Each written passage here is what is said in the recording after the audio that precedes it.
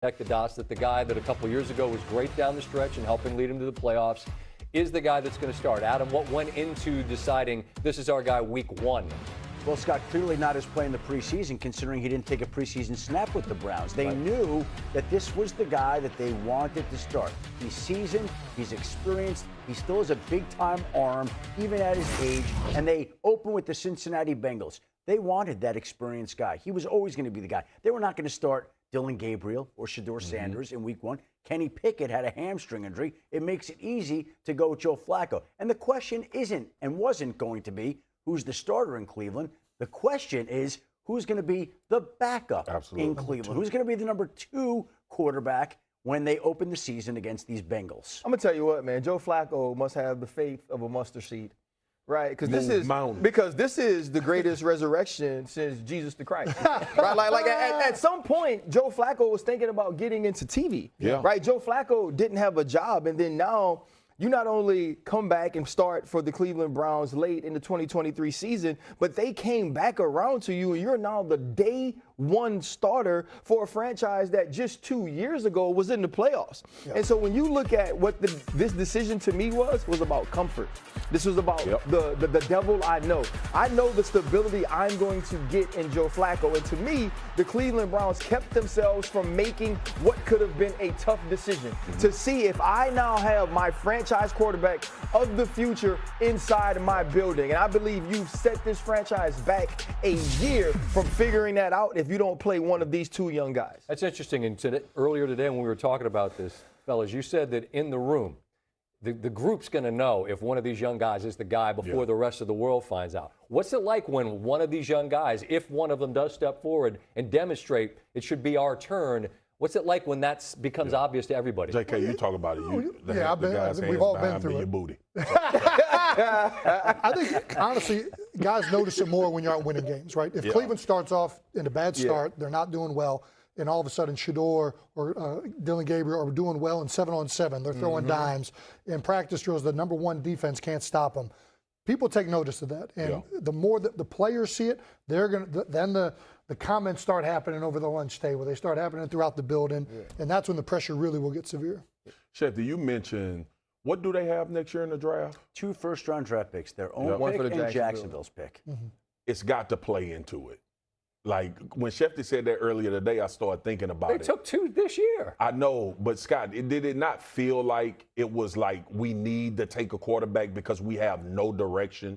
When we were sitting at the draft. You're saying in the 3rd round and the 5th round? In the 3rd round and the 5th round is when you go Dylan and when you go Shedeur. It's almost like we need to do this because of the room, but we have something coming up. Because those trades happened during the draft. Yeah. Did they they got those picks during the draft, right? Yeah. So you look at a team, right?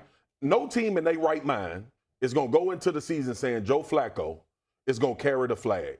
Now you're banking on a 3rd or a 5th round quarterback who you don't see as a starter drafting them in those positions, right? So we talking about the guy that's to back up Joe Flacco. This is a season-long QB evaluation to determine if we using 2 picks to go up to get a quarterback is what I feel about. But that's the thing. If they don't play, Swag, how do you know? Like even if they're at practice and like Jason said, we're seeing them do well against the ones playing well in 7-on-7. It's still practice. We're talking about practice, but RC, that's the question that I'm asking.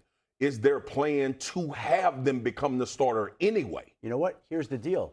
The investment in those 2 quarterbacks was so low that it doesn't matter. Yeah. So at some point this season, they will get a look probably at both. And if they hit on one, then it puts them in that much more of a power position in 2026. If they don't, they still have the 2 ones. I don't think they went into the draft planning to take 2 quarterbacks, but very few people expected Shedeur Sanders to be there in round 5 when he was there. Right. So the value was there, and they said, let's roll the dice. I'm trying to understand, because I'm with you. Why wouldn't they be competing in practice in preseason to become a starter?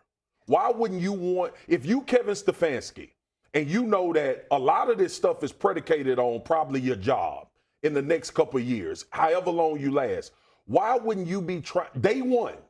If it's Kenny Pickett, Shedeur Sanders, and Dylan Gabriel, Why are you not trying to find out if they can start for your football team before the season starts? Well, they are trying to find out. Yeah, I think if they would have wowed in like practice, they have to start the season. But they definitely went into it thinking it was Joe. And you got to, in 2023, Like Joe that. played really good in their defense. Yeah. But I think if one of these guys would have been like heads and shoulders the best guy, they would have went with him. But they had Joe as the safety person to fall back on because of how well he did in 23. And both were injured.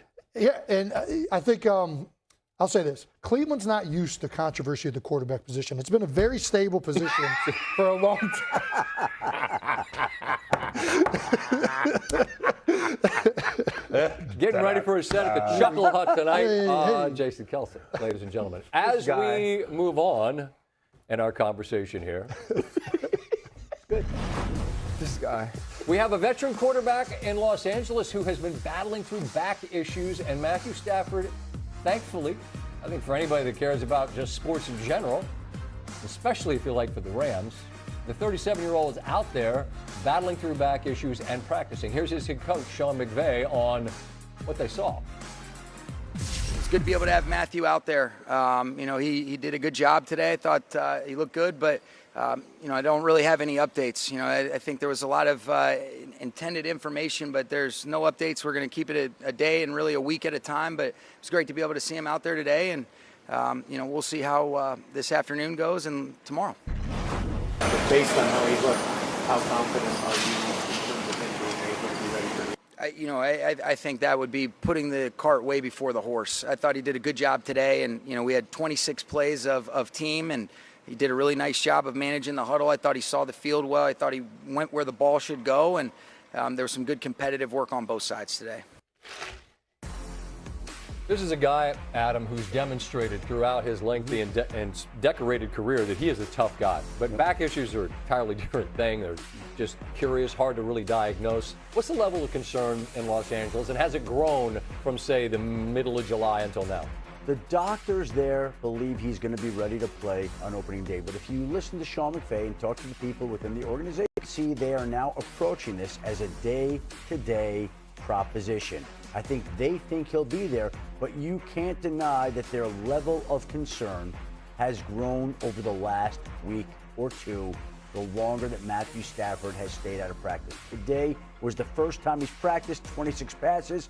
Doctors think he'll be ready for the opening day against Will Anderson and Danielle Hunter and the Houston Texans, but this is not something that's going to go away anytime soon. And again, if it's a toughness pain threshold issue, he's shown you time and time again, he will put the chin strap on and go play. Joe Burrow is going to play again tonight. How much of that new philosophy will bear fruit once the regular season starts? Look forward to seeing him play tonight. We're going to see the ones on the Washington side. How much? That's TBD, but we will see the Rookie of the Year, Jaden Daniels. Entry passing looking good. Sam Hartman is handsome. Got the entry passes sorted out. Joe Burrow looks like a movie star. When we continue, I had a chance to sit down with Dan Quinn to talk about what it would mean if, not just the playoffs, if a Super Bowl run was in the Commanders' future. And we got Pete Carroll, Aiden Hutchinson, Baker Mayfield, Micah Parsons, all part of the hurry-up coming. Teams that intrigue us, and why, as the season isn't too far off in the distance. That's all on the way as Monday Night Countdown in New York City. Continue. I love for somebody to hurry up. Introducing the ESPN